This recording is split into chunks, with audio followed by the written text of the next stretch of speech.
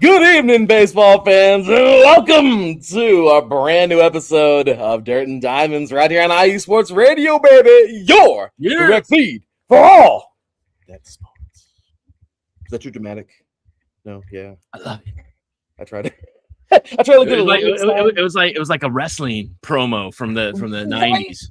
Okay, see, I was going for that. Okay, you got it. Yes, I got it. Yeah. It was like a Sid Justice. Yeah. Sid Justice used to scream and he used to talk and whisper. So, I was a wrestling nerd, bro. I love me. So, can you do a Macho Man? Can you do it? Oh, yeah. The cricket drop, the dirt, the diamonds. Oh, yeah. This is the greatest show ever. Oh, we're going to need a Slim Jim. I can't hear that voice and not want a Slim Jim. I'm sorry. The brain just automatically goes that direction. It's crazy. That's how subliminally programmed we were. Yes, in our youth. You know how amazing this is. I mean, honestly, I know we're sidetracking like crazy right now, but I don't even care. With the did you know Macho Man made a rap album?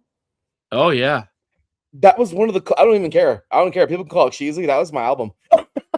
Yeah, no, man. Macho was the man. He was a player. He Cincinnati Reds prospect. Yes, and what a perfect way to start this out, ladies and gentlemen. Ladies and gentlemen, what's going on, baseball family?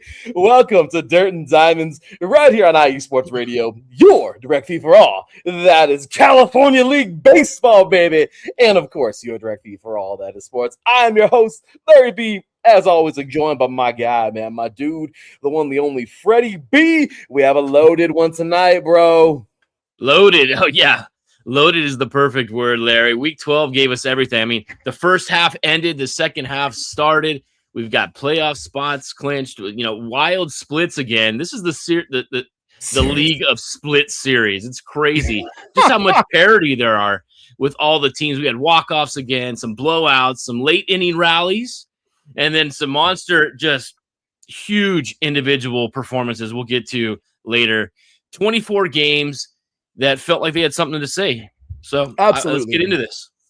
For real. And tonight's episode, of course, is subtitled The Reset Button because, well, that's what we did over the weekend. We hit the reset button. We went the first 3 games, cut in half, ended on Thursday night, was the official end of the first half of the season. Yeah. And, of course, the second half of the season started on Friday. So it's kind of funny when you look at teams like Lake Elsinore Storm and the Giants because they ended the season, the first half of the season 3-0, and then they started out, they ended at 3-0, and then they started 0-3. Yeah, Storm, who were, the best record in the California League for the first half, with their backs against the wall, 0-3 to start the second half of the season. But these guys did win the first half, and that's what makes this so awesome. I mean, some teams finished the first half strong, like you mentioned. Some teams flip-flop. There's teams that I'm looking forward to seeing play better in the second half. Some teams won the week, even though, the run differential, stats could be lopsided one way in this league, but still the outcomes could be decided differently. That's for sure. And I mean, we've seen some crazy again, man. Really quick, again, off script, but congratulations. Yes, congratulations. Yeah. To the Lake Elsinore Storm winning the first half of the season, and congratulations also to the team they played. This is kind of funny. They just happened to be this way. The San Jose Giants finishing second. So really cool, man. But again, we got ourselves a loaded show tonight. I mean, again, we are rolling with this new segment, Voices of the League, Voices of the California League. This is just so cool. Tonight, we are excited. I don't even know if we can get through it. We're gonna have to probably do like last week, honestly, Freddie. I don't even know if we can get through we got like 7 minutes to get through the rest of it. But so we might have to go speedy like we did last time. But we're gonna be welcoming to the stage tonight Logan Safarenko. I'm so excited for this guy tonight, man. The brand new voice of Lake Elsinore Storm. How about that? I love that, Larry. And then after that, we'll hit our typical segments. We'll have the diamond in the rough. We'll have our dirt dog of the week, our minor league moment, heat check time, the ballpark report, and next week's preview of the upcoming series and picks and power rankings and whatever else we can cram into this hour. Yeah, exactly, Freddie. So I don't know. Maybe we can kind of speed through this. Gonna Maybe cram we it can in. speed. I'm all with it, man. So I mean, let's see. I don't know. We got about 7 minutes. I mean, let's see if we can at least go around the league. You down to give it a try? Let's do it. Let's do this, Let's y'all. do it. Before our guest gets here tonight, we are going around the league.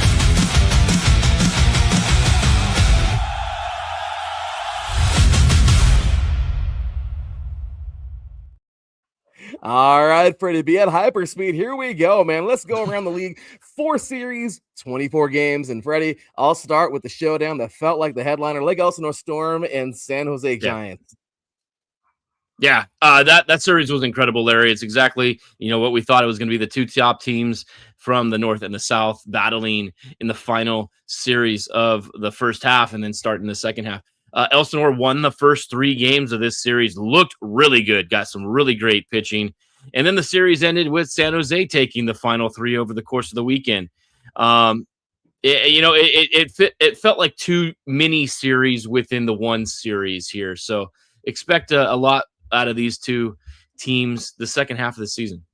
Exactly. The Storm took game 1, 2-1, then game 2, 7-5, then game 3, 7-1. Lake Elsinore looked like it was in full control and finished in the first half, obviously, first half with the South Division first half championship and, of course, the first half overall championship.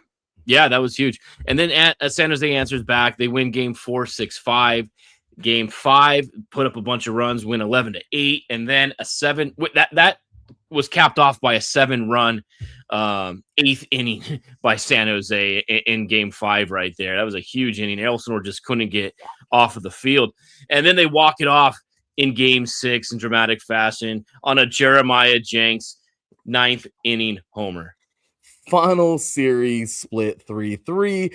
Really, it was 0-3-3-0, however you want to call it, 3-0, 3-0 for both teams. There was a split in the middle, but Lake Elsinore outscored San Jose 22-28, but San Jose out-hit them 54-51. Okay, go figure. The Storm made errors.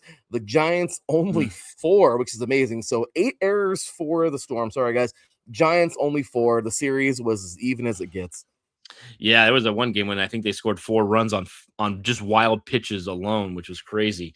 And then, both teams left something huge. Elsinore clinched the South. They just needed the one game. And then San Jose clinched second place overall and a playoff spot. Both teams are going to be playing in the postseason drama in September. Yes, they are, man. Now, over to Rancho Cucamonga in Ontario, another 3-3 split. The Quakes win game 1, 3 and 5. Tower Buzzers win 2, 4 and 6. Okay, cool. We're doing that now. We're going just back and forth. Rancho had the louder offense, man, and they outscored Ontario 44-36 in the series. They out-hit them 52-51, made only 3 errors, where Ontario made 9 errors defensively. That was the tale of a couple of these games. But Ontario kept errors, answering.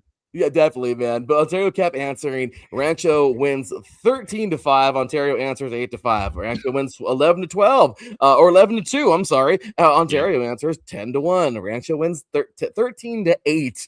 Ontario closes the week with a 3-1 win. That the finale was completely different game with Ching Sing Ko. He homers, adds a sac fly. Connor O'Neill controlled the game running. And then Jack, I don't know how to pronounce the first name. I think it's Jacksua Laborious. Mm-hmm. Yeah, it's a tough one. And he struck out the side in the 9th to cap off that last one. Then we go out to Stockton and Visalia. Stockton takes 4 of 6 from the Rawhide. And that's the series drama right there. Visalia in game 1, 10-5. Stockton answered with 3 straight. Again, big runs, 10-6, 8-7 in 10 innings, and then 12-3. And then the Visalia wins game 5, 10-6. Stockton shut him out in game 6, 8-0. So many runs in that series. Stockton scored 49 runs in the series. Visalia scored 36. Stockton had 62 hits. Visalia had 59. Close in hits, but Stockton did more damage. Brian Andrade was steady all week. Shatora Maori had huge games as well. Gavin Turley walked off in game 3. Josiah Romero, we've talked about him before. He helped lead the shutout in game 6. It was just a strong week for Stockton and a great week to start the second half. Oh, that is for sure, man. And finally, Inland Empire and Fresno. Fresno wins the series 4-2, but here's the crazy part. Inland Empire actually outscored Fresno 33-28. Yeah, it just tells you everything, Larry. Fresno won the close games. Game 1, Fresno walked it off 4-3. In game 2, Fresno won it 6-5. Game 6, they walk it off again 2-1. And then the Grizzlies went on a 3-0 in the one-run games. That's really what it was. What the crap, right? I mean, Inland Empire had the loudest win of the week, though. 16-4 in game 4. They also won game 5. Yeah, seriously. They also won game 5, 6-4. But Fresno owned the one-run moments, and that decided the series. Yeah, absolutely. Jesus Freitas was huge as well. Tanner Thatch had a monster game 3. Carlos Renzulo came through late. Ashley Andahar had another big series. He was part of both walk-off wins. Fresno found a way to get it done. Yeah, that is absolutely right, man. So after week 12 now, and with now the official second half of the season, here are the records. So we have San Jose 40 after that series ended, 40-29. Lake Elsinore 39-30. Rancho Cucamonga and Fresno both at 37-32. Ontario at 35-34. Inland Empire at 30-39, and Stockton and Visalia both at 29-40. Yeah, so the second half standings after opening weekend, San Jose 3-0, like we just mentioned, winning the last 3 games of the Elsinore series. Ontario's 2-1. Inland Empire's 2-1. They already have a heads up right now on the Storm. Stockton 2-1. The Ports 2-1. That's great to see them start winning games. Fresno 1-2. Rancho 1-2. Visalia 1-2. And then it looks like Elsinore obviously 0-3 with the 3 losses Friday through Sunday. This is why we love the freaking California League, man. Week 12 was chaos. Week 13 is already set up to be beautiful. Absolutely, man. So with that said, it is 5:15 on the dot. We're going to go ahead and shift the big story around with our next segment, because this one, again, we always spend a lot of time on the freaking around the league, right? Because we love going around the league, man. Every single week is packed full of energy, packed full of fun stuff. But here's a person coming up here on this segment that's going to bring a whole bunch of energy, because, well, we were in the house for Family and Faith Night a couple weeks ago, Freddie, and we enjoyed ourselves. And we sure did. This guy, I mean, we love Thunder. We love him. But this dude brought the Thunder, ladies and gentlemen, on our brand new segment. Here we go. Voices of the League. Well, you're just going to have to wait. You all know who it is. But let's do this, y'all. Let's get Voices of the League.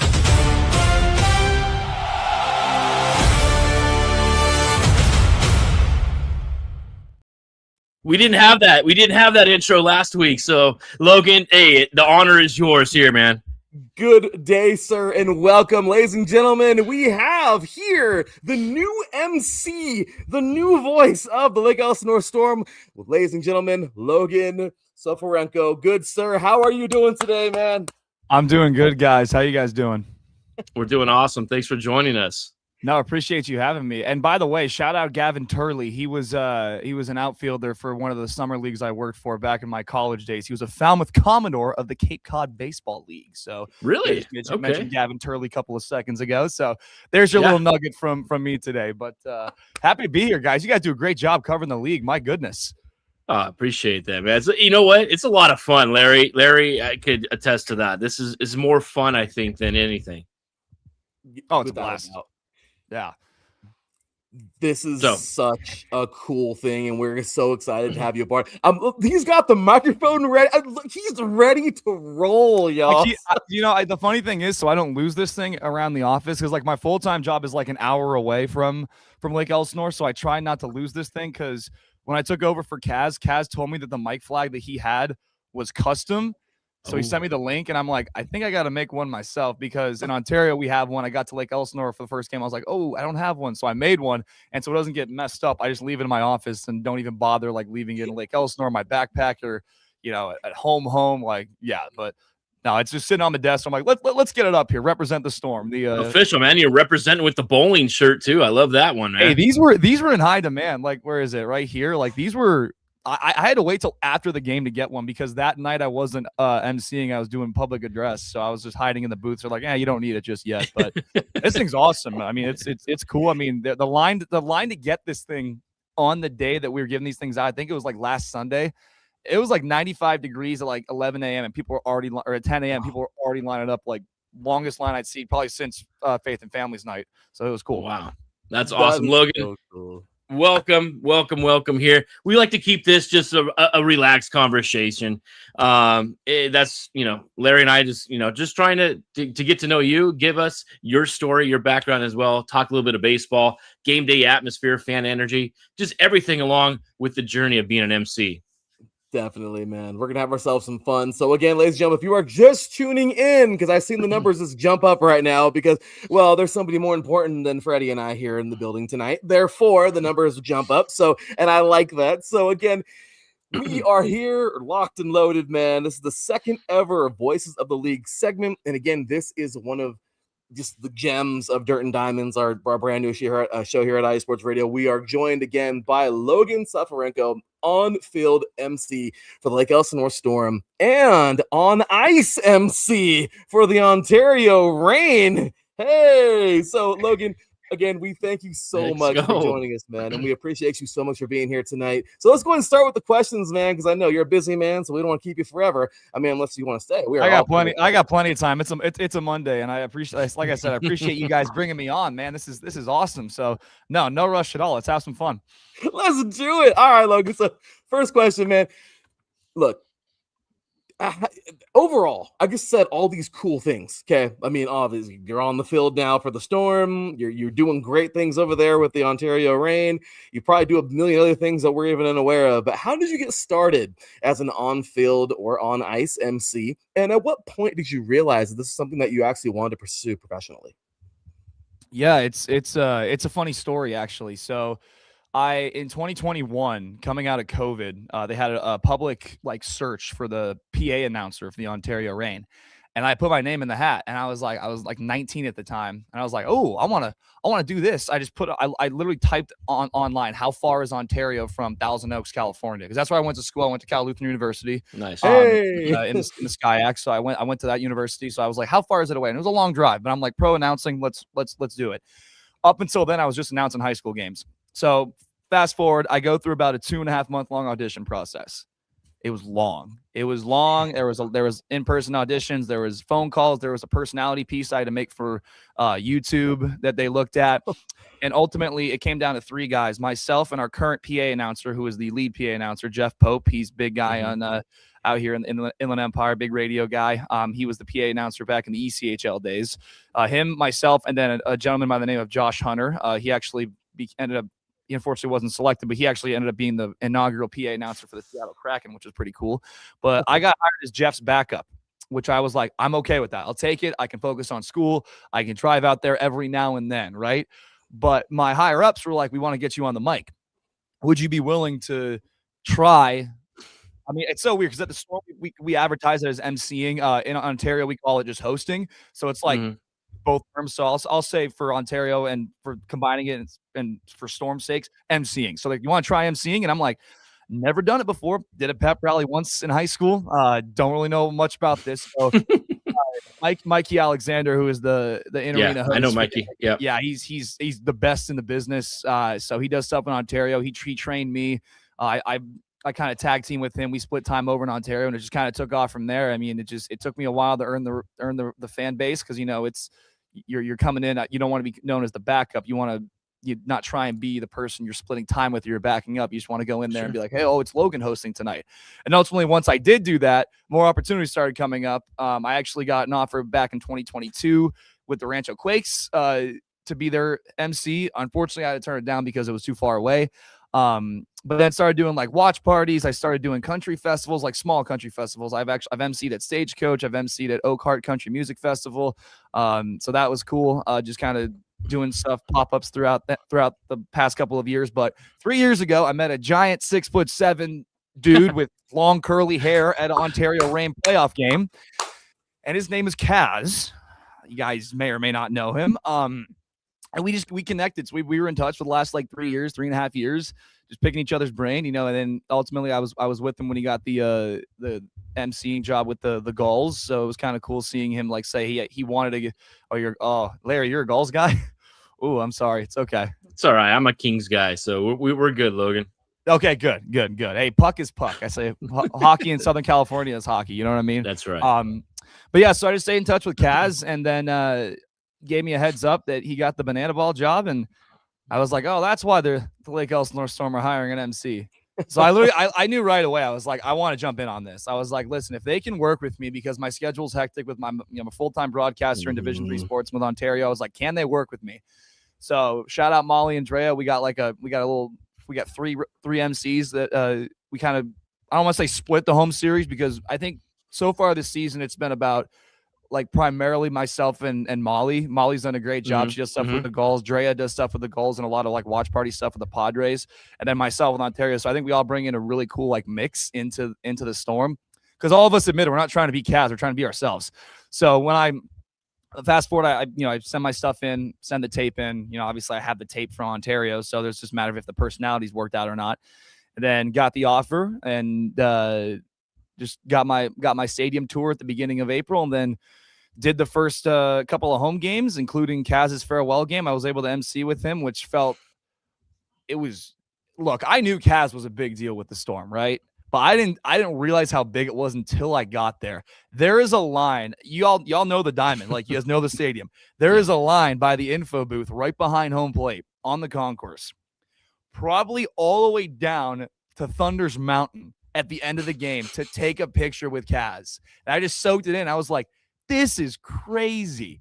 But I looked at Kaz, and he's been a great friend and a great mentor, and we kind of have each other's back, which is really sweet. I got the gig, and he was really supportive about it and gave me a lot of advice. Going basically we have the same journey, right? I mean, not banana ball per se, but we're both AHL, and we've both done low A. So it's like we're learning about things together, and we have experience we can share with each other. I've shared stuff with him. He's shared stuff with me. But that's the really long. There's a longer version, but I'll spare you guys a couple hours. But that's kind of how everything MCing wise and arena hosting has led up to the Storm. That's amazing. That is amazing. I mean, oh my gosh, how big in arena hosting has gotten. Probably over the last 10 years. You used to just go to the game. They'd have organ music, hockey especially. You go to the game, it's just organ music or, break and play music. Kings always did a great job with Dieter Rule, but then they brought in like Jay Flats, and then Mikey takes over, and then the rain games as well. That's become such a big part of it. Same thing with Elsinore. Games are boring during the dog days of summer. Team's not doing well. You've got to have somebody to entertain the fans that are showing up. So it takes... It's a big job for somebody to do that. And I think Elsinore has done a tremendous job in what they've done over the last few years. And this year, especially, we were at the Faith and Family Night. That was just an awesome event put on. But it's huge that it takes somebody special to get everybody riled up and, energetic. And that makes the experience so much better. I just love everybody engaged. It's awesome. Do you have a specific moment or I don't know, something that, you could say is like your one key thing that stands back, you could look back on as like what stood out the most in this journey? Yeah, it's a random one that I didn't mention in the journey to get here. Fun fact, I was the first ever public address announcer for the Coachella Valley Firebirds. Oh, nice. Oh, wow. I kind of keep that on the DL because the Reign fans don't like to hear that. But they were looking for a PA announcer when they came around back in 2022, fall of 22. Mm-hmm. And I had put my name in the hat because I was like, listen, I love MCing. Everyone that knows me on a personal level knows that I love doing public address and knows that's what I have been doing for all this time. I love MCing. I love talking to people. There's some times where I'm just tired and I want to sit in a booth and call a game. That's kind of what it is. But they reached out to me and said, hey, can you do these first couple of games? And I did the first two games. So I was the first ever PA announcer down at Acrisure Arena for those games. It was sold out. I think 13,000 on hand because they like had standing room seats and the suites were filled. It was on local news. Like it was crazy. I was 20 years old. It was I was 20 years old, and I'm part of something so crazy that only Jesus could let me be a part of, and it was wild. And ultimately, I did get the offer to be the PA announcer for the Firebirds, and it was a big learning curve for me. Saying no, it was hard to say no because I was a junior at Cal Lu at the time. I didn't want to risk my education just yet. In the grand scheme of things, looking back, I'm like, should I have taken it out of now that I'm, somewhat drivable away living in the IE? Probably. But at the time, no, that wasn't the case. And the guy that got the job, his name is Jason Hernandez. He's one of my dear friends. He's been with the working as an off-ice official for the Reign for so many years. He applied for the PA announcer job that I had, I got originally, and so did Jeff, and he wasn't selected for that. So getting this for him, everything worked out perfectly. But I bring that up because saying no to that job to this day, it was like, man, what if, right? What if I was the PA announcer for the Coachella Valley Firebirds? But at the end of the day, it was such a good learning curve because I hadn't done any PA. I was doing like a year and a half without calling a game on public address. So it was good to get in there and get fresh. And I met a lot of people with Coachella Valley, excuse me. Met Tim O'Brien, their in-arena host down there. Great guy. We stay in touch, and we, I don't want to say, I don't know if this is a cussing show. I assume it's not beyond the radio, but we talk to each other in a respectful manner. And so it's good talking to him. But that's kind of one moment that sticks out with me. And my dad came and saw the game. He drove 3 hours on his birthday and watched the game. It was pretty cool. Absolutely. That is so cool, Logan. It has been so cool hearing you talk and share your journey. And obviously, you're much younger than us. But, hey, I mean, so cool hearing you just talk about, at 20 years old, man, you're like, you were doing this, and you had such a cool job. Here you are now a few years later, and you're rocking the crowd over here and like Elson. I mean, so many cool things. You're a Cal Lu guy. I actually played at ULV. I played at Laverne about, my gosh, almost 15 years ago.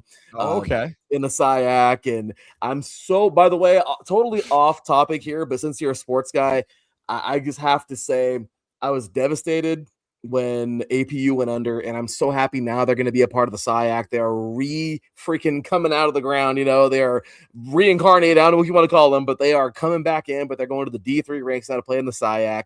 Whittier is now back. Occidental, I hope, gets freaking back one day, because that would be so cool to have them, right? That I think would be a stretch, getting Oxy back, but getting APU back getting APU here is good. It's huge for the university. It's huge for getting Whittier back. I know so many people that when that program folded, I knew so many people personally that hit the portal, and it was when the portal had just become a thing. People were when I was at Cal Lu, people were coming to Cal Lu. Like it was wild, and it's just Division III is very interesting. And I work for, you said you're a Laverne guy. I work full time at CMS. I'm the director of broadcasting. So Claremont Mud Scripts. I'm a Stag and I'm an Athena right now, so that's my full time job. I live out here in Claremont.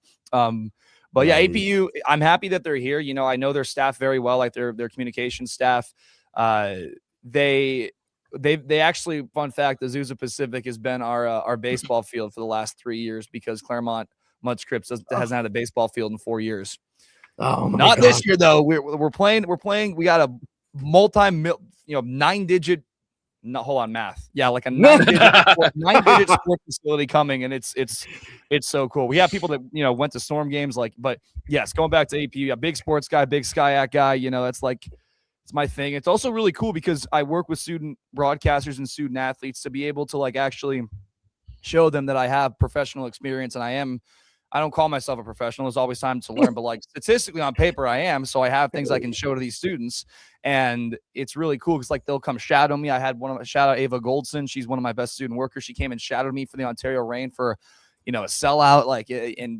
Sellouts are crazy. I mean, Larry, you were at our lone sellout this year was Faith and Families Night. Yes. I also don't think that's a coincidence. But yes. You know what I mean? So it's it's really cool seeing that. And man, it's just very interesting just doing so many games on weeknights and seeing nights like Faith and Families Night. We have 4th of July coming up next week. It's going to be the Diamond's a cool place. And no matter whether it's 50 people or 4,600, it's a really fun time. Totally, man. And I love that. And it's cool because after my senior year, I transferred to CBU. So I'll lance up. I'm a big CBU guy. It's crazy. I'm not a conspiracy guy, but wrestling program goes. Look, Minnesota Duluth has a D1 hockey team, but a D2 football team. Look, how cool would it be if CBU? This is not going to happen, but it'd be. Oh my gosh, CBU were to get a D3 football team and join the SIAC. I'm just saying, and then Oxy comes back. Sorry. Hey, that way you have 12 teams, or is that would be 10 teams in the conference if we get those two back, get Oxy and CBU. But no, I know college sports are weird, man. You know, my sister was a victim of it. My alma mater, Cal Lutheran, she was on the lacrosse team, and they pulled the lacrosse team to bring flag football in. You know, so obviously a lot of universities having to make hard decisions, and I know CBU caught a lot of fire for the wrestling program, and you know a lot of teams are pulling golf programs and swim programs. I know I'm not sure if Laverne was doing stuff with their swim program or not. I haven't heard anything, but like just I know a bunch of schools are like it's a tough time in Division III. You know, the economy's weird and all that stuff, but yeah, definitely. The one thing, though, with the teams coming back to football with APU and Whittier is we don't have a division system anymore, because the last 3 years since Whittier went away, we've had a division system. So we've had like 3 teams in each division. So it's like it's all weird and stuff. But yeah, so that's that. I could talk D3. I mean, there's so many. Like John. Here's the last thing. We were just in Johns Hopkins. Our baseball team was all their sports are D3, but they got D1 lacrosse. You know, so right? Isn't it crazy? Right, it's all Title IX stuff. It's all it's all stuff I don't know personally. It's like stuff that's not like I have to learn about it. I have to research it, but it's stuff above me. Anywhere I go, it's like I don't know what goes on down here. But I talk on a microphone, and if there's stuff I'm not supposed to talk about, that is what I will listen to. So, and there have been those things, you know. So yeah.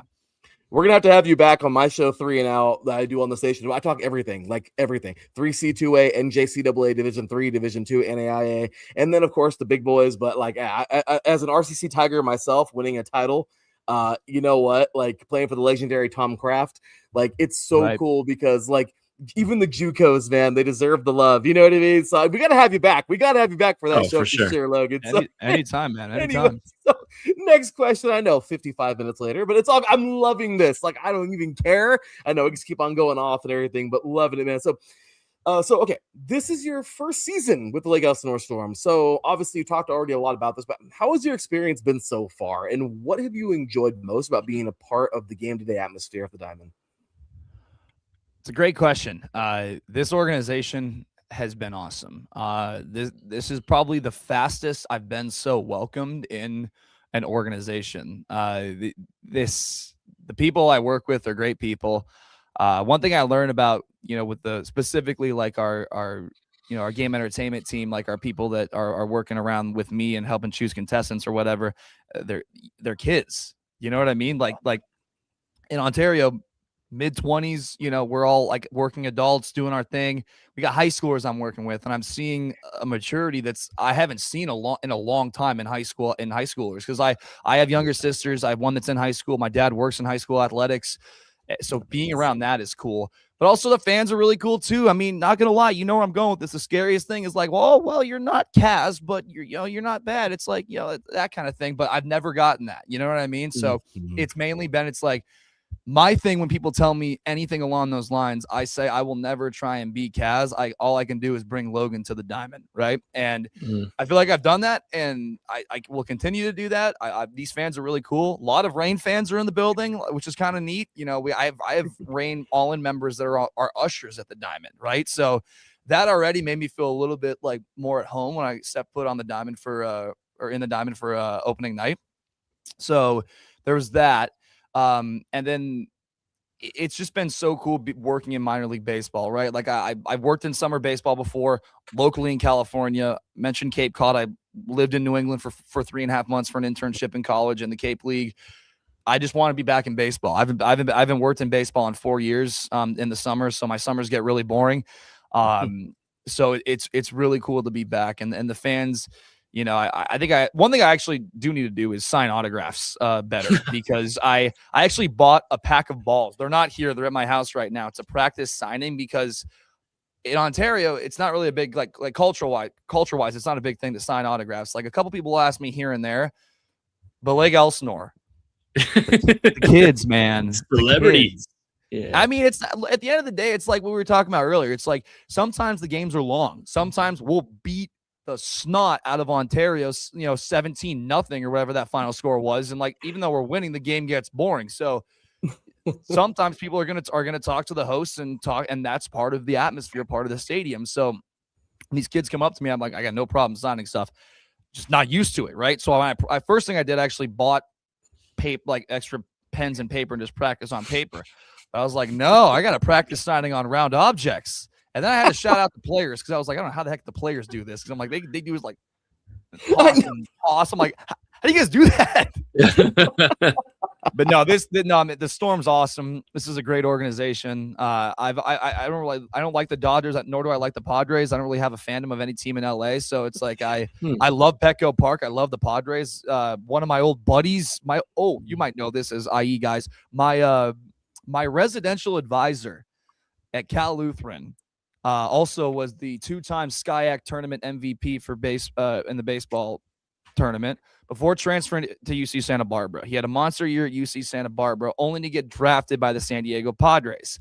His name is Brendan Durfee, and he was the catch. He was down here as a catcher last year. And I think he's all the way up in he might be in AA right now. I think he's in AA. Mm-hmm. But yeah, so he's like my good buddy, and I was just like, man, what a small world. And I texted him. I was like, hey, guess what? I'm working for the Storm. Any chance you're rehabbing here anytime soon?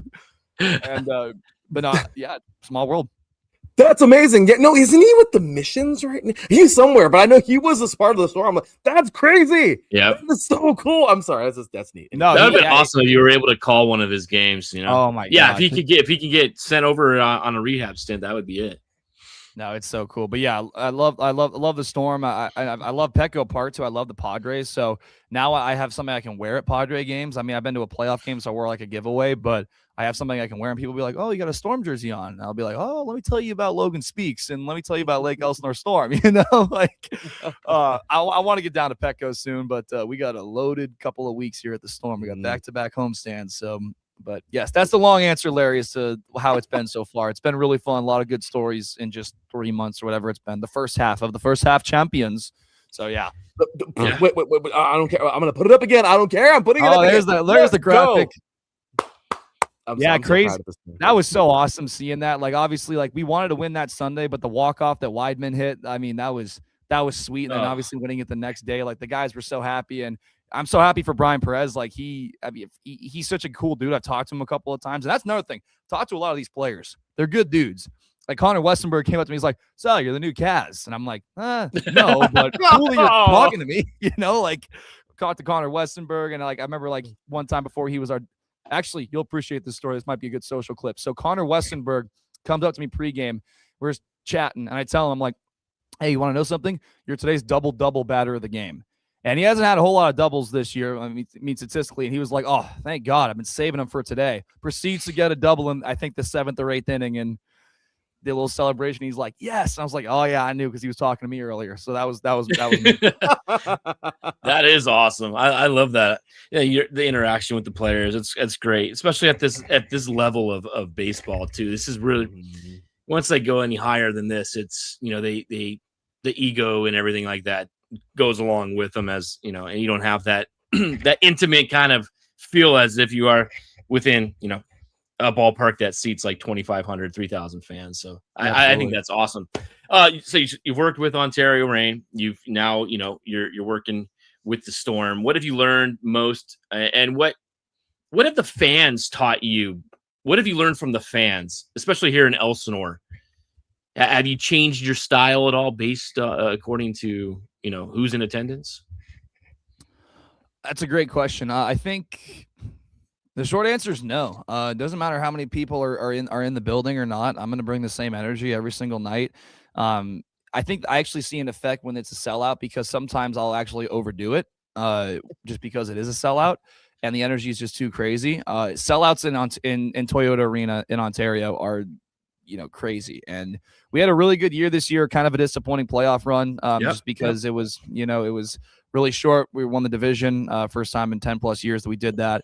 But I learned a lot how important it was to be around people where it was like, it's okay to be human. You don't have to be this like, my thing is with MCs and with like reporters growing up, I'd always be like, oh, they're so fake. Like, it's just how they talk on camera. I'm like, no, I want how you guys are chatting with me right now is how I'm around in my office. I'm in my house. I'm in the diamond. Like, obviously it's heightened a little bit because I'm in a public setting and in the public eye. And it's just the fans specifically in Lake Elsinore have just shown me that it's okay to not only just mess up, but it's also okay to just be human and be like one of us and just be in the stands, maybe a little more energy, but like, as in like, compared to the normal fan type of thing. But yeah, Ontario prepared me a lot. Like, I kind of just went in and the Storm let me do my thing. John, who's basically my boss up in the game presentation side of things. He just kind of lets me do whatever, as long as it's, makes sense and within reason. But yeah, so I just came, and Ontario really prepared me just to come in and, do my thing. Don't try and be the guy. Just be Logan. And if people like it, cool. And people aren't going to like me, that's okay. I've had probably over 100,000+ people that have seen me do my thing over the last 5 years in this business. And I guarantee there are people that will say, hey, I don't play straight up, don't like Logan, or straight up, I'd prefer X host or prefer X MC. And that's okay. People have their preferences, and I acknowledge that. And it's not like I'm going to try and do what I'm doing wrong and try and do it right. It's like, if it's a can't personality, please everyone, right? You can't please everybody. And I learned that. It's like, I'm going to be Logan. If you like it, cool. If I come across as an a-hole, then I'll be like, yeah, sure, I'll change some things. But I don't think I've gotten that kind of feedback just yet. If I do, then yeah, we'll change some things up. But definitely, there's a lot of gratitude that goes around this, because whenever people ask me about how I got the job, I give them this answer, but also I'm shouting out Jesus, because I was 19 years old, and the fact that I got this job is kind of crazy. And then it just led to this. It's led to, I successfully have been, so as of right now, been able to say I'm a sports announcer, and that's my job. It pays the bills and it allows me to do things. And that's just because of Jesus and a testament. Like, I'm in a really cool situation that I wouldn't ever think I would be in COVID, right? I thought I was going to be a theater kid. Nope. That was a change. I played baseball for 15 years. I wasn't very good at it. I was second team all league my sophomore year. Cool, but I haven't really attested anything on the baseball field. So I guess we'll try a microphone, and it's been pretty cool seeing what's happened in these. I guess now, what is it? 6 years out of COVID. Oh my goodness.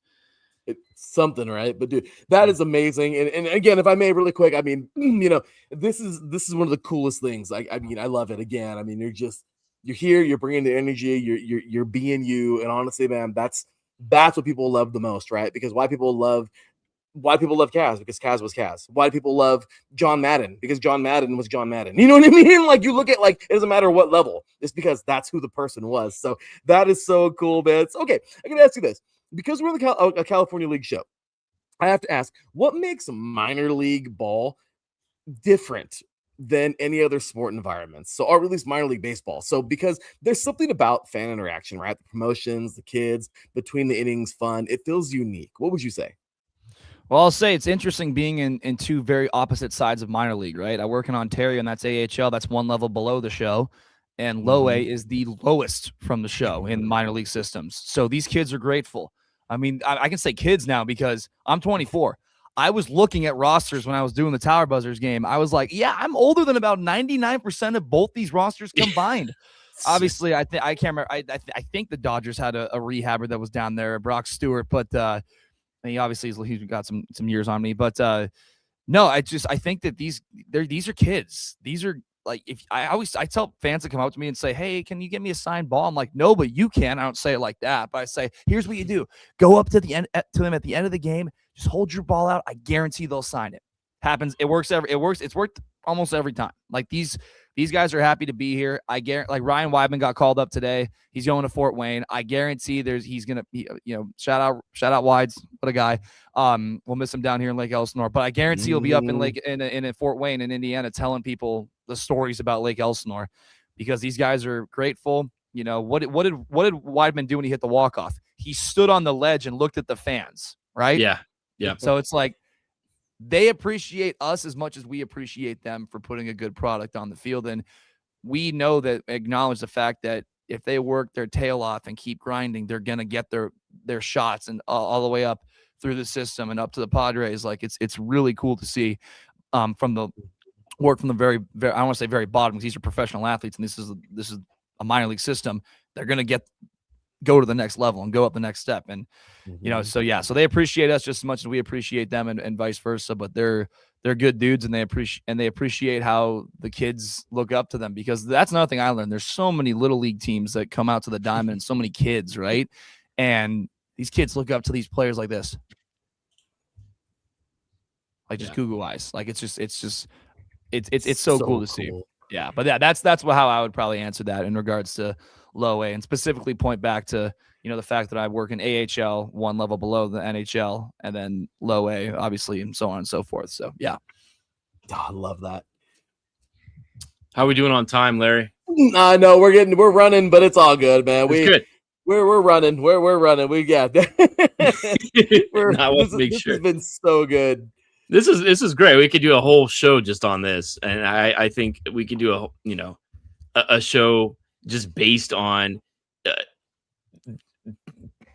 entertainment, announcers, everything that doesn't include any players or any staff like that at all. You could just do, now I could do a show on announcers and everything that goes along with it. I love it. I've always been fascinated by that stuff. And here in Southern California, we've been blessed with, having some of the greatest call the games of anybody in every professional sports. But, in hockey, we had Bob Miller and Nick Nixon and, Vin Scully and everybody. We were really lucky with what we have here. Have anybody like that? Did you have any, mentors or anybody you looked up to when you were, that got you into this, or how did you really get started? Absolutely. So, it was a sportscaster's luncheon when I was in high school. I'll give you the short version because I want to answer more, other questions as well. It was a sportscaster's luncheon in high school, and I connected with a broadcaster. I'll leave the name out for suspense. And he was obviously, everybody wanted to talk to him, and it was a SoCal. So it was all the SoCal announcers at the time. Time period was 2019. Got this sportscaster's email, stayed in touch with him. I had a podcast myself in COVID where I talked to sports broadcasters specifically and got their spiel. A lot of guys came on my show. We had Spiro Ditas, Brian Seaman of the Clippers. Nice. Who else came on? Kevin Brown, who is with the Baltimore Orioles now. We had Ted Emmerich. Then who else do we have? There were some big names. We had Eric Smith, who's a PA announcer for LAFC for the Clippers. Final Four, a great guy. And then this broadcaster, it's crazy that I haven't talked to him as much as I should in the recent years, which is kind of on me. I'd love to reconnect with him, but he came on my podcast. He gave me a lot of great advice, and that was Joe Davis. I keep the voice of the Dodgers and now the World Series, and number 2 voice for NFL on Fox. It's just crazy. Like, we had a connection because we're both D3 guys. We both went to small schools. He went to Beloit College, small schools. So it's just like we had that connection. And, one time he filled in for Joe Buck because Joe Buck had a conflict for Thursday Night Football because he was contracted that higher back in 2020. So Game 7 of the Braves Dodgers on Fox, Joe Davis filled in. I literally emailed him the morning of. I was like, congrats on the gig, man, or congrats on the game tonight, man. Hope you have a great call. And he's like, thanks, Logan. Thanks so much. I was like, holy crap, that was cool. Like, that's so cool. But yeah, so I kept in touch with him, and I learned so much from him and just kind of how he tells stories. And then currently right now, I'll shout out Jeff Pope, our PA announcer for the Ontario Reign. I mean, that guy is not only just a good mentor, he's a good friend. I mean, he's just there. He's there for me on a personal level. He gives me so much advice about my career, and I'm his backup. So he doesn't have to do this, but he does. Yeah. And he has a good heart, and we've been in this together. I got my CMS job, the job I'm at, my full-time job 2 years ago. He took me out to lunch in the Village. And every time, like, I had a lot of close calls, I'll say, with my career this year, as in like different opportunities that could have popped up. Certain organizations within the California League, I was in the finals for becoming their play-by-play broadcaster. You guys can maybe piece 2 and 2 together. But I was interviewing with a couple minor league teams throughout the year this year. A couple promotions came up and they didn't work out, unfortunately. But that's part of the journey. And Jeff was right there. He was telling me, he's like, "Oh, here's what you got to do for next time," kind of thing. So yeah, so Jeff Pope currently, our PA announcer for the Ontario Reign, and then Joe Davis was a huge kickstart into me getting into broadcasting specifically, because I do play-by-play. People sometimes forget that because my professional line is emceeing and PA announcing. Still obviously trying to crack broadcasting and whatnot, but have a couple things potentially lined up in October, so we'll see how that works out. But yeah, so Joe Davis and Jeff Pope are the guys that have been my mentors for sure. Heck yeah. That is so cool. Again, ladies and gentlemen, we are so happy to have Mr. Logan Sufferenko today. This has been amazing, dude. Again, like I said, we've been chopping it up. This has been so good. And I guess if we got to end it a good way, all right, a really funny. I mean, obviously, we're always gonna end it a good way, but I'm just saying a way that we've been ending it recently. And I mean, because again, Freddie B and I have to look because.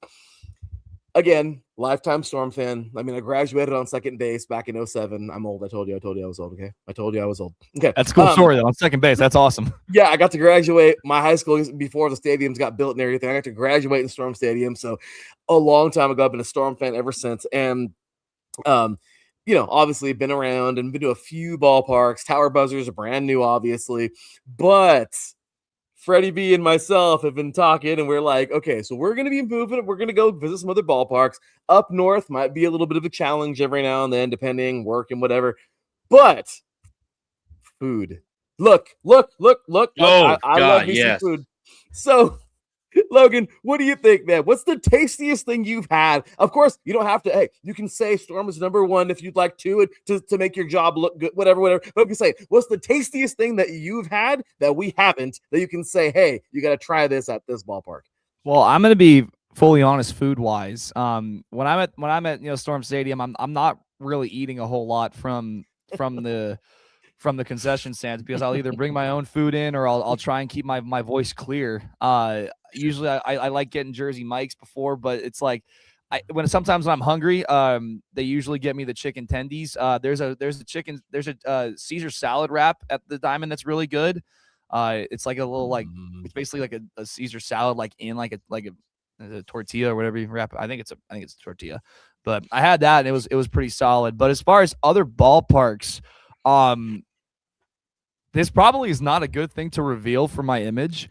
I've only been to one other game in the California League, and I was like 5 years old. Oh, and it was a team. It was a team that doesn't even exist anymore. Lancaster? No, it was Modesto. Nuts. Because my mom's side of the family is from Northern California, so we went when I was really young.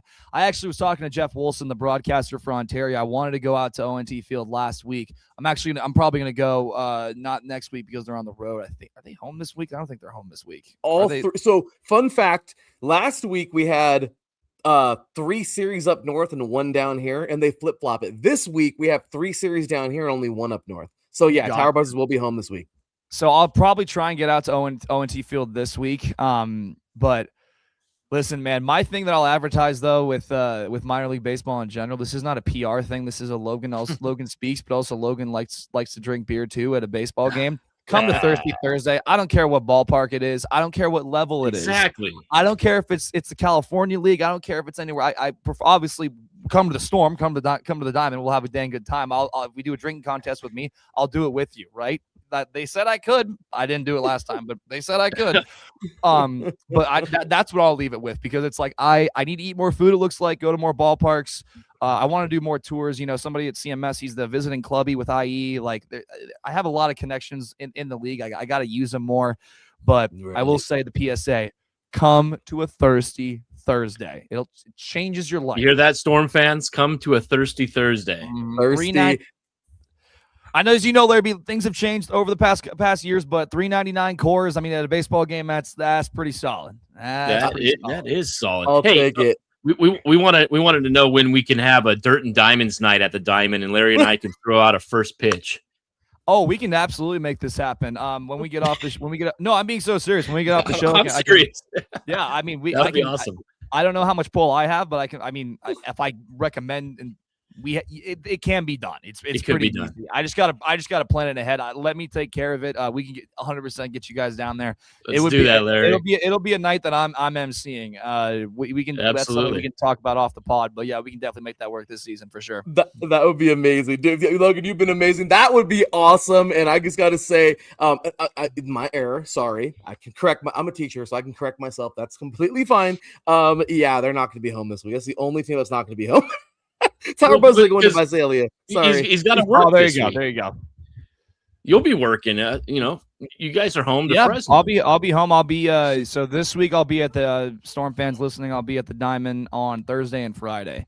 Cool. So as I mentioned, we do have an MC ensemble. I'm shouting out Molly and Andrea.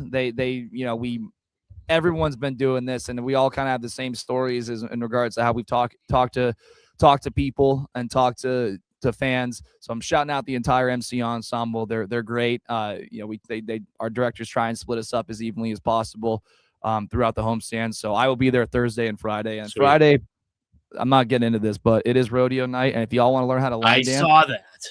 I will teach you how to line dance. I know 295 line dances. So I will teach you guys the easy ones. Fun fact. I'll teach you guys the easy ones. The easy ones. I promise. That's another pod episode we can jump on. I just love it that the number's so specific. 295. I only say that because I didn't know there was more than two. Many. There's too many. I only say the number because I did update the Google Doc today. What's your outfit for the evening? Do you have that picked out already?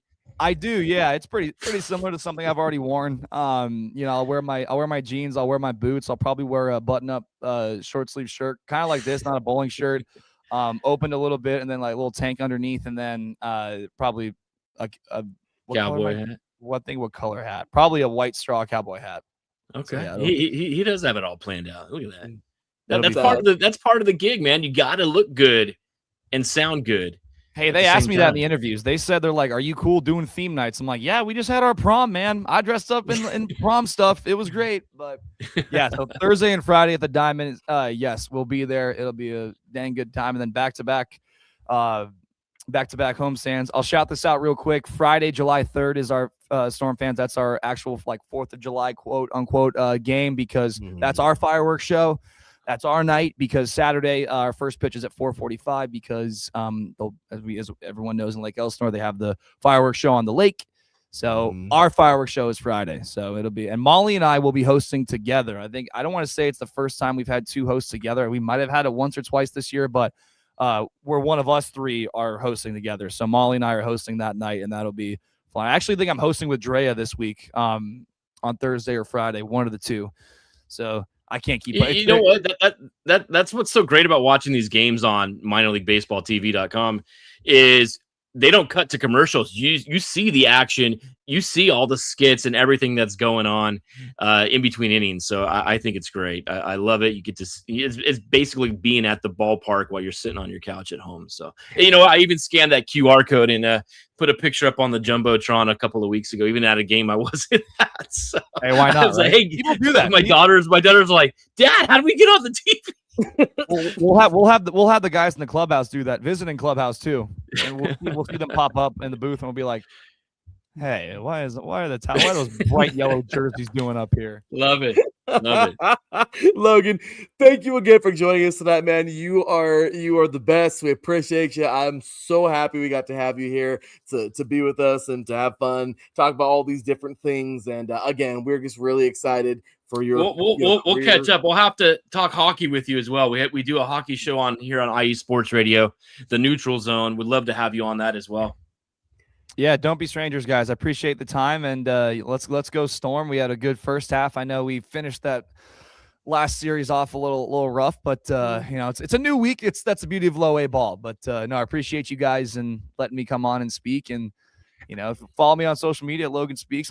These guys do a great job. I learned about you guys when you reach out to me. I mean, you get these. I've never seen as in-depth coverage of any league at any minor league level as you guys. So keep up the good work. Keep up the swag on the mic, and it's always interesting. Ducks and Kings fans next to each other, but hey, right. Sports are sports. We love sports. That's we right. do. Logan, man, this was awesome. Thank you so much. This has been great, man. Have a great freaking rest of your night, man. God bless, and we look forward to seeing you at a future game, maybe even this Friday. Just saying. I will be there. All right. Take care, bud. Logan. Take care, guys. Thank you. Awesome. Man, that was so cool. Like, that was amazing. Look, what a great we needed guy, 2 hours man. for this show tonight, Larry, just to get halfway through this. I mean, the stories that he has at such a young age already and the road that he has traveled, incredible. I've always wanted to know what it takes to and it start, being part of the program, in high school, and then getting into communications at college and working your way up the ladder.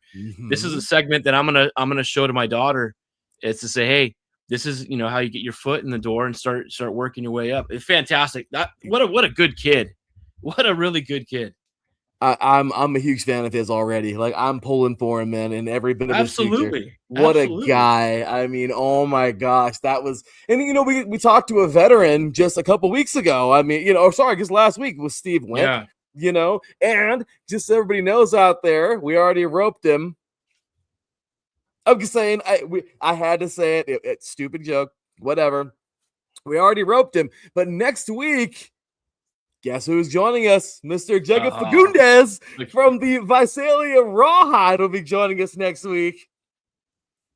This is going to be pretty cool. This is going to be bad.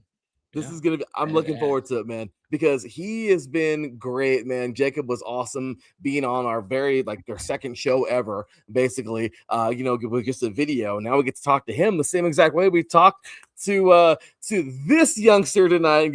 He was amazing, man. I'm telling you, I'm so excited for both these guys. Logan did an amazing job, just getting to where he's at. And I know Jacob's doing the same exact thing, man. So, okay, guys. Well, with that said, my gosh, this is a lot. So here's what we're gonna do. I'm almost positive now, Freddie, we're gonna have to push this show about 2 hours, about an hour back, because it's gonna be rough, and I do not want to step on Bullpen. Bullpen is one of our staple shows. It is an amazing show, so definitely don't want to mess that up. Because obviously I don't want to take time away from Mike Pat either, because I know Mike Pat is over there on the East Coast, and poor guy, man, he is definitely doing us a huge favor, keeping that awesome show around. So with that, I guess what we could do is, we could have gone in depth with everything. I mean, that was really just the tip of the iceberg. We didn't even get to much. Hey, we can go over our diamond in the rust and our dirt dog of the weeks. We can rush through those. We can rush. I just feel bad. So again, everybody. So again, if you're expecting Bullpen, sorry. We will. I promise we'll make this as fast as we can, and then we're going to roll on over to the Bullpen Bulletin. A big giant apologies to Mike Pat. And again, next week we'll be going an hour earlier to prevent this, but let's go ahead and do it, man. So we'll just kind of roll as fast as we can through these things here, do the quick little thingies, and then we'll just go hyperspeed. So how fast can we go? Well, let's find out. Ladies and gentlemen, let's do this. We just got into, what did we get into around the league? So let's do it. The big story. Here we go.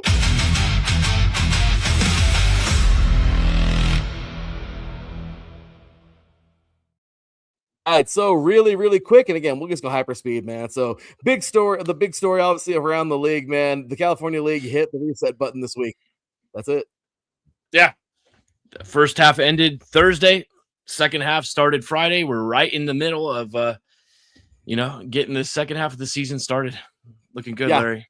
That's what we're doing, man. I mean, Lake Elsinore wins its first 3 against San Jose, clinches the South. Looks like the story of the week, obviously, as well. I mean, San Jose wins the next 3, which is kind of funny. The final 3 of that series, they clinched the second place. So they both punched their ticket, winning the North and the South to the finale, or the playoffs coming up in September. Yeah, that's baseball right there. Storm left the first half as champions, and then the Giants, left that as fighters, and they came fighting back to take the first 3 of the second half of the season. Exactly, man. Rancho, Ontario was the same way. Rancho, it was kind of weird. They win their first half proportion 2-1. Ontario went 2-1. It was kind of weird. Rancho had their better totals, but Ontario had the final answer. Yeah, Stockton won both sides of the week, I think, versus Visalia, 2-1 and 2-1. They gave the Ports a 4-2 series lead, and maybe something that they can look forward going later into the season. No, definitely, man. Fresno Inland Empire, obviously, that might have been the best example of why total runs don't always tell a story. Inland Empire scored more runs. Fresno won 4 games because the Grizzlies owned the late innings. Absolutely. That's the big story right there. First half gave us champions and playoff spots, and the second half is wide open for everybody. Yeah, that is for sure, man. And that's why, again, tonight is the reset button. So, yeah, man, how about that, man? I mean, yeah, the playoff tickets matter. They're here. This is it. But yeah, every club now gets to look at the second half and, well, say, why not us, right? Yeah, San Jose is already 3-0. They're off to a good start in the north. And then you have Ontario, Inland, 2-1, Stockton at 2-1 as well. It's gonna be great. It all matters. The second half is not waiting for anybody to stick around. It's moving without you. Exactly. So the big story of week 12, Lake Elsinore and San Jose are going to the postseason. San Jose is charging, Fresno is collect, Stockton is alive, Ontario is dangerous, and the second half is officially underway. Boom. Let's do it. All right. So we're going hyperspeed again.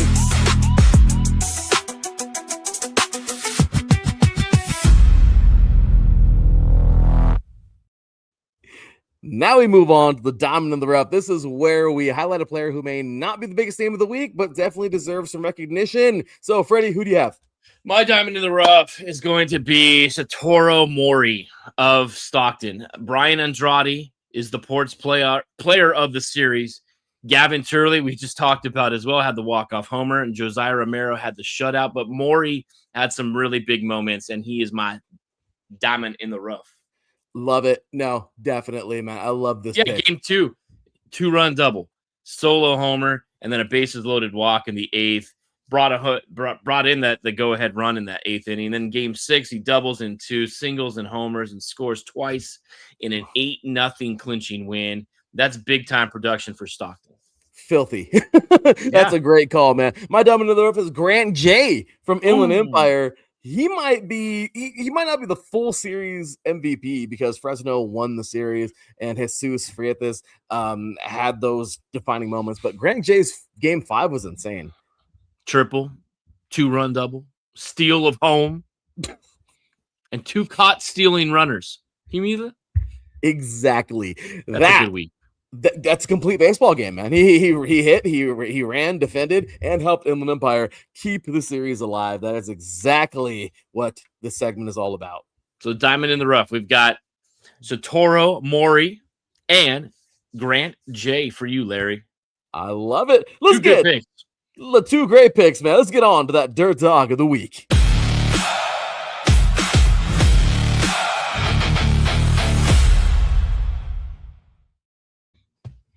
All righty, y'all. Time for the Dirt Dog of the week. The grittiest player, the dude who shows up, fights, produces, and leaves fingerprints all over the week. Freddie, who's your Dirt Dog?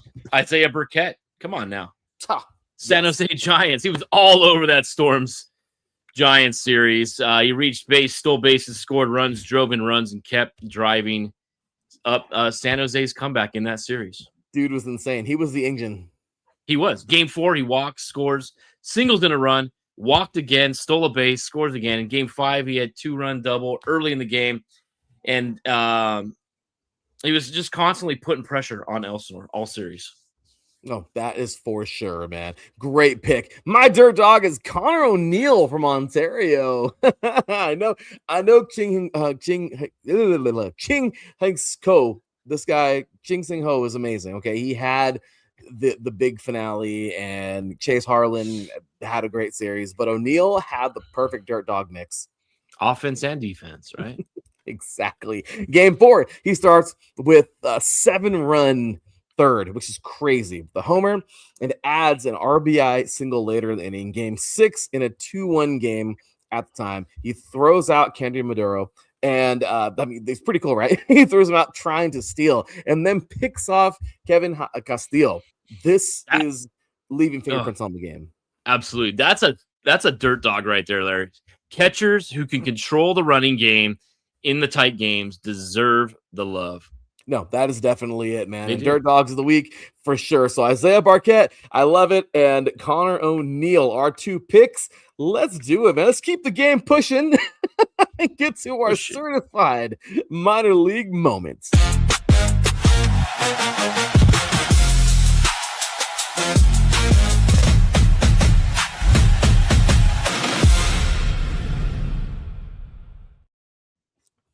All right, y'all. This is one of my favorite segments, minor league moment, the moment that makes you say, this is why we watch minor league baseball. Freddie, what's yours? I'm going to go with Jeremiah Jenkins. walking off the Storm, game 6, bottom of the 9th, game tied 3-3, series finale. San Jose trying to complete the 3-game comeback and start the second half 3-0. And Jenkins leads off the 9th and says, bye-bye, go home, enjoy your weekend. What's left of it. That was special, man.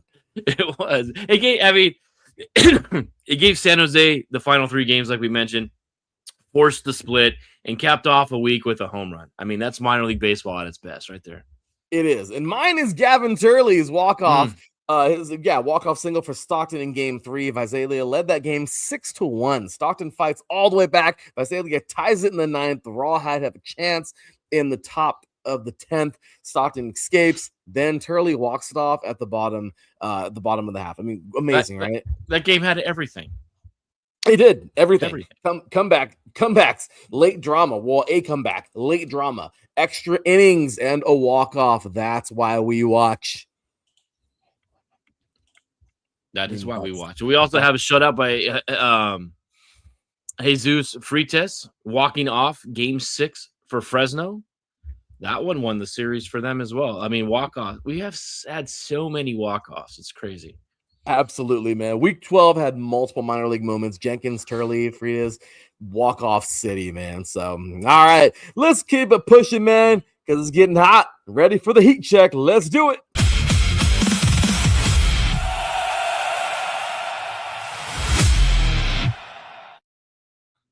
Time for the heat check. Who is hot,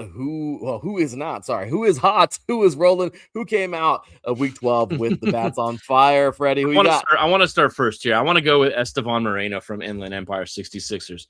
He was ridiculous. He homers in games 1, 2, 3, and 5. Come on. 2 RBI doubles in game 4. So he makes up in game 4 with no bombs by hitting 2 doubles. And then 3 singles in game 6. Empire lost the series, but that series by Estevan Moreno was amazing. That might be the hottest bat of the week. One of the hottest bats I think we've seen all season long for a homestand. And that's Fresno's problem every night. Having to deal with him. How do you pitch to him? Yeah, that's for dang sure, man. So my heat check guy is, of course, Carrington Cross from Lake Elsinore. Game 1 homer, game 3 2-run double, game 4 drives into, game 5 homer. He had power, run production, speed, and constant pressure all night, man. He's my overall Storm player of the series. Oh, he was so good. All that Gabriel Dabadillo from Rancho. This guy, man, stocky little dude, but he can produce. He had 3-run homer and an RBI double in game 3. And then he goes off for 5 RBIs in game 5. When Rancho scored big, it was Dabadillo who was usually in the middle of all that production. Definitely. And Kevin Castillo, too. 2 homers, 5 RBIs in game 1. Then more power later in the series. That dude brought thunder. He sure did. For Stockton, Brian Andrade, Satoru Mori, we just talked about them too. They both deserve heat checks. Andrade was steady all week, and then Mori had those 2 huge games in games 2 and game 6.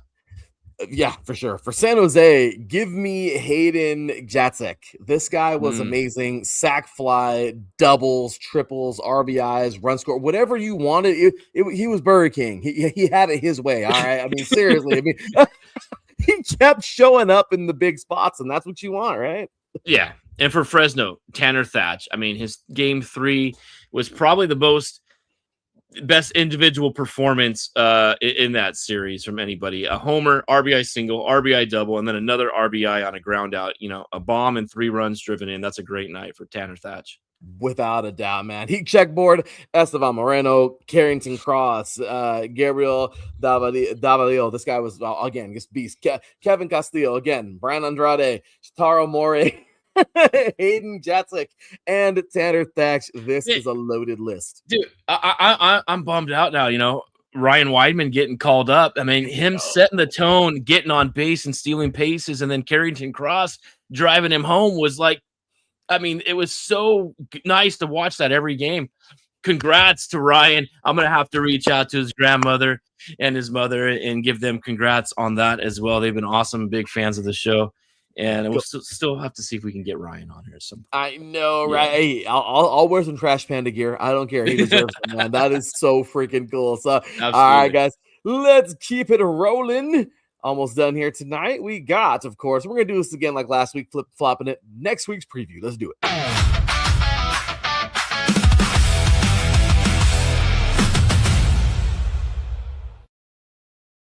All right, now we look ahead to week 13 and have and we have 4 really interesting series. Yeah, we do. First up, we got Fresno at Elsinore. Fresno comes in at 37-32. 37-32 overall, and 1-2 in the second half.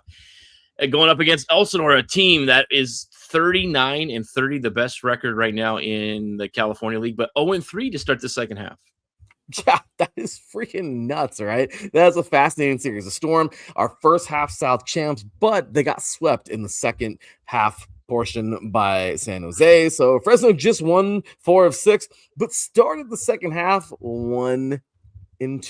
Both teams have something to prove. Yeah, they do. Second series, I think, has got to be San Jose at Inland. San Jose at 40-29, 3-0 to start the second half here against Inland Empire, who's 30-39 and 2-1 to start the second half. So impressive. Let's see if they can keep it rolling. Yeah, definitely. San Jose is the hottest second half team right now. Sorry, I mean 3-0. Hey, they look good. Inland Empire showed fight by winning 2 of the final 3 against Fresno and nearly forcing a split. That series could be sneaky good. It could be sneaky good. I'm looking forward to that. And then Ontario and Visalia, that's going to be a great series as well. Ontario 35-34, 2-1 to start the second half. Visalia 29-40 and 1-2 to start the second half. Let's go, Rawhide. Come on, Jacob Fagundes. Bring the heat this weekend. Ontario feels dangerous. They split with Rancho in one second half. The second half portion 2-1. So Visalia has bats, especially Alperia, Catoya, of course, talked about him, Blanco, Perez, Luciano, but they need consistency. Yeah, they do. Stockton at Rancho, the 4th of the series here. Stockton 29-40 again overall. 2-1 in the second half. Rancho 37-32. They're 1-2. Yeah, and Stockton just won 4 of 6 and finished with an 8-0 shutout. So Rancho had a loud offensive week, but split with Ontario. So that series has upset potential if Stockton's bats keep Yeah, crazy, right? So, all right, guys. So next on up, I know we like to do our stuff here, so we like to move around a lot. But really quick, I just want to do my series picks of the week. So this is just, these are like my picks right here. I just want to do this really, really, really fast for week 13. So we have to choose. I'll go first.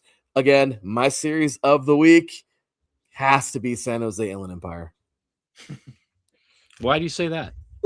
Because San Jose is 3-0. I know, okay. Funny, right? Whatever. But the 3-0 in the second half. Okay, coming off a 3-game comeback against Lake Elsinore. They have momentum. Okay. So they have playoff confidence now and a walk-off finish, but Inland Empire is coming off a series where they outscored Fresno and finally looked dangerous after that reset. So Estevan is red hot right now. Estevan Moreno is all over it. Aiden Turek is great. Grant J, we talked about him today. Ryan Ventura, Cesar Quintas, and Jack Bowery. These guys all gave them life, right? So this is a great test. Can San Jose keep rolling? Or can Inland Empire actually do something this time around? We'll see. I like that. I like that a lot, Larry. My series pick is going to be right here close to home, Fresno and Elsinore. Elsinore just clinching the first half Southern Division title. They also start the second half of the season 0-3, like we just talked about. Fresno won a series 4-2 by owning those close games. And that's, Elsinore plays a lot of close games. They're coming into the Diamond against the Storm, a team that needs to reestablish some momentum, which I think they'll get. Plus with Logan on tonight, it fits perfectly. I mean, come on now, right? First half champs back at home. He's going to have the crowd pumped up on Thursday and Friday night. I can't wait for the rodeo night. Come on now, right? Fresno's coming in clutch. It's going to be a great series from both teams. And I think the Storm need to settle in and start the second half starting tomorrow. Great picks, man. So I got San Jose Inland Empire. Freddie B has Fresno and Lake Elsinore. Those are going to be fun. All right, Freddie B, time to start finishing off the show, man. Let's jump into those power rankings. Power rankings.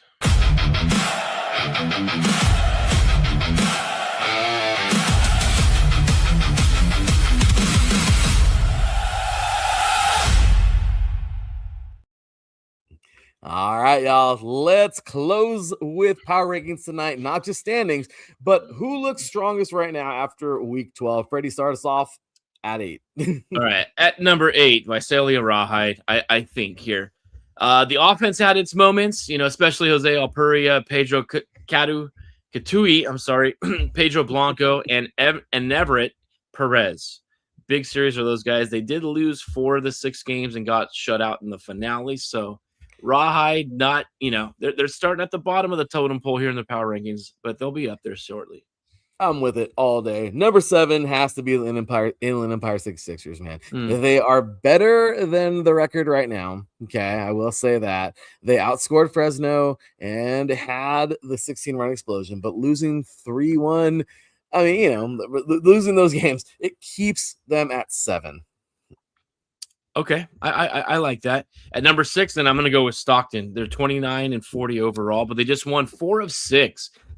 This is a Stockton team that struggled mightily in the first half. Yeah. 2-1 now to start the second half.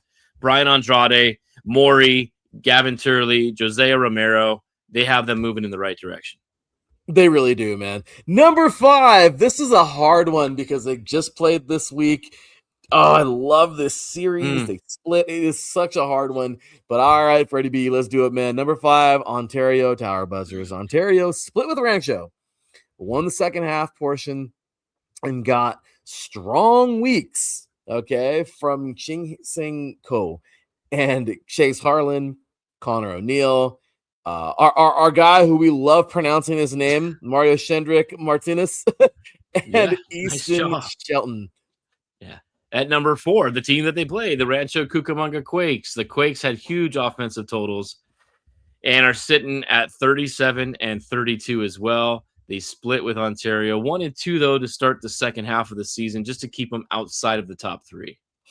For sure, man. And let's get into that top 3. All right, here we go, Freddie B. This is always going to be, these are always fun at the top, aren't they? So, number 3, Fresno Grizzlies. Fresno won 4 of 6. They're 37-32. And they went 3-0 in 1-run games. All right, so Jesus Freitas, Tanner Thatch, Carlos Ranzulo, and Ashley Anjar made the big plays. Yeah, I like that pick there. And that, surprising, I'm going with Elsinore at number 2 in this week's power rankings. The first half Southern Division champs, they punched their playoff ticket.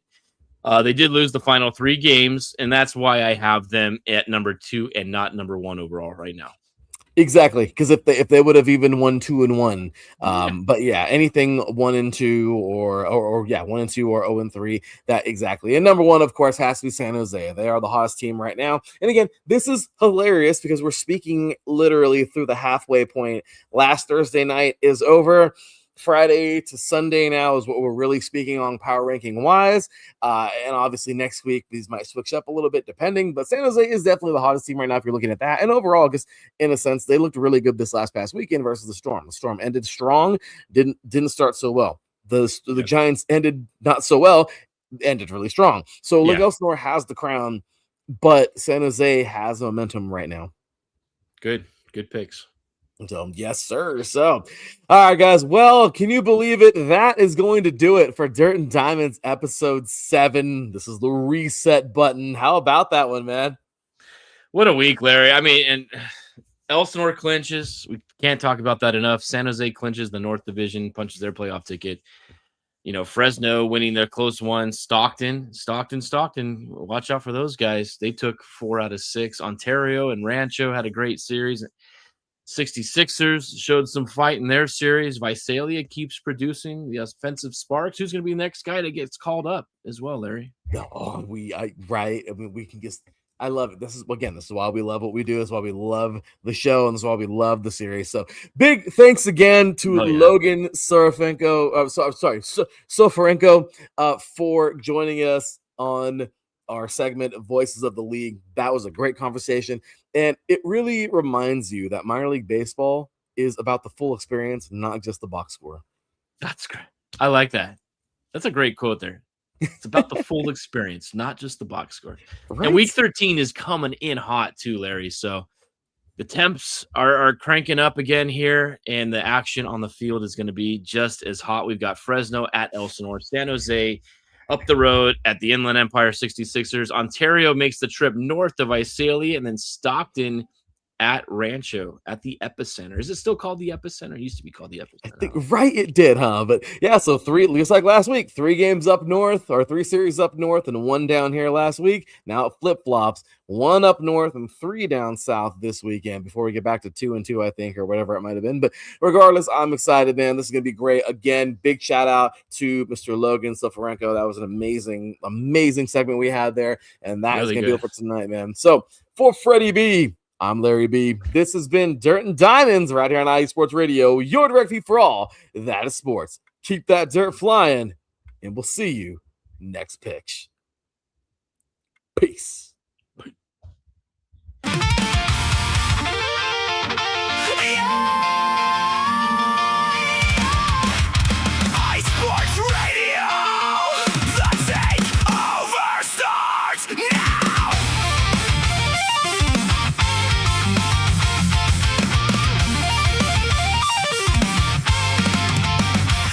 Hitting